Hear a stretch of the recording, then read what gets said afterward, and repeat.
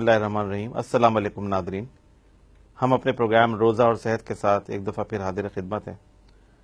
آج کے ہمارے پروگرام کا موضوع ہے تراویح اور صحت۔ ناظرین، تراویح رمضان کی عبادات میں سے ایک اہم عبادت ہے۔ اگرچہ یہ ایک نفلی عبادت ہے، لیکن اس کے باوجود دنیا بھر میں کروڑوں افراد، بالخصوص ہمارے معاشرے میں لاکھوں افراد مساجد میں اور گھروں پہ تراویح کا اور ختم قرآن کا اہتمام کرتے ہیں۔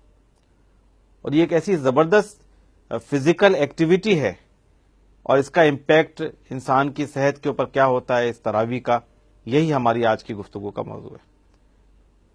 ناظرین، اس وقت دنیا میں جو بہت خطرناک اور متعدی بیماری ہے، کہ جو سب سے زیادہ دنیا میں خطرناک بیماریوں میں شمار کی جاتی ہے، وہ فزیکل ایکٹیویٹی، ان ایکٹیویٹی ہے، کہ لوگ فزیکلی ایکٹیو نہیں ہوتے، لوگ زیادہ چلتے پھرتے نہیں ہیں، ایکسرسائز نہیں کرتے ہیں، اور دنیا میں بہت ساری بیماریوں کی وجہ یہ فزیکل ان ایکٹیویٹی ہوتی ہے۔ ریسرچ نے یہ بات ثابت کی ہے کہ جو لوگ فزیکلی ان ایکٹیو ہوتے ہیں، زیادہ چلتے پھرتے نہیں ہیں، ایکسرسائز نہیں کرتے، ان کی عمر کم ہوتی ہے ان کے مقابلے میں کہ جو فزیکلی ایکٹیو ہوتے ہیں، اور اس کے علاوہ وہ طرح طرح کی بیماریوں کا بھی شکار ہو جاتے ہیں۔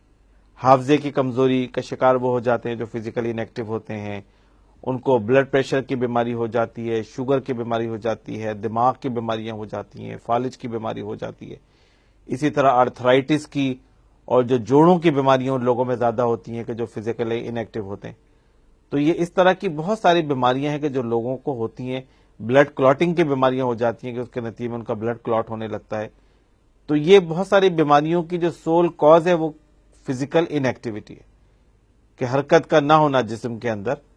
اور یہ رمضان کا مہینہ جہاں ایک طرف لوگوں کو صبح سے شام تک بھوکا پیاسا رکھتا ہے، بلکہ افطار کے بعد ایک بہت بڑی ایکٹیویٹی کے اندر انگیج کرتا ہے کہ جس کو ہم تراویح کہتے ہیں۔ اور تراویح بنیادی طور پہ کیا ہے؟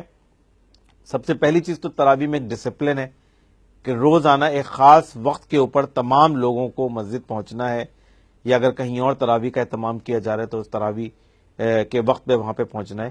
اور یہ ایک زبردست ڈسپلن کریٹ کرتا ہے، جو کہ نماز کا اور رمضان کا ایک ڈسپلن ہے۔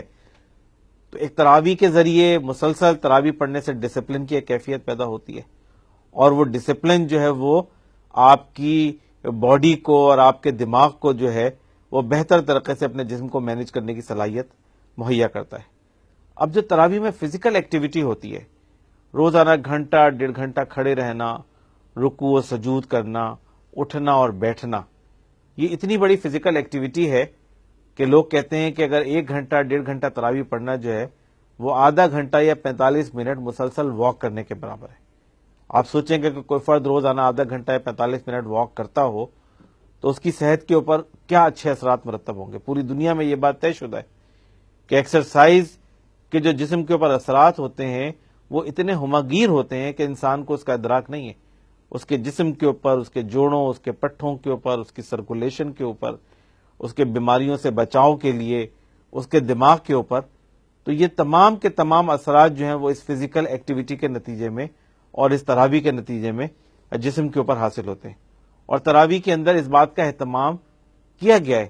اللہ رب العالمین نے جو تراویح کا حکم دیا ہے حضور اکرم صلی اللہ علیہ وسلم نے اپنی احادیث میں، وہ ہماری رمضان کی عبادت کا ایک بڑا بنیادی حصہ ہے، اور لوگ اس کا اہتمام بھی کرتے ہیں۔ اور اس اہتمام کے نتیجے میں جو رمضان میں لوگوں کو فوائد حاصل ہوتے ہیں، اس میں ایک بڑا حصہ جو ہے وہ اس تراویح کی نماز کا بھی ہے، اور اس فزیکل ایکٹیویٹی کا بھی ہے کہ جو جسم کے اندر پروڈیوس ہوتی ہے۔ اور یہ فزیکل ایکٹیویٹی جسم کے تمام ڈومینز کو فائدہ پہنچاتی ہے، حافظے سے لے کر جوڑوں اور پٹھوں تک، اور دماغ اور سرکولیشن اور گردوں کے فنکشن اور تمام چیزوں کو فائدہ پہنچاتی ہے۔ اسی طرح جو تراویح کا ایک بڑا حصہ ہے، جو دوسرا اہم ترین حصہ ہے ڈسپلن اور فزیکل ایکٹیویٹی کے بعد، وہ ہے قرآن کو سننا۔ قرآن کو سننا تراویح کے عمل کا ایک بنیادی حصہ ہے۔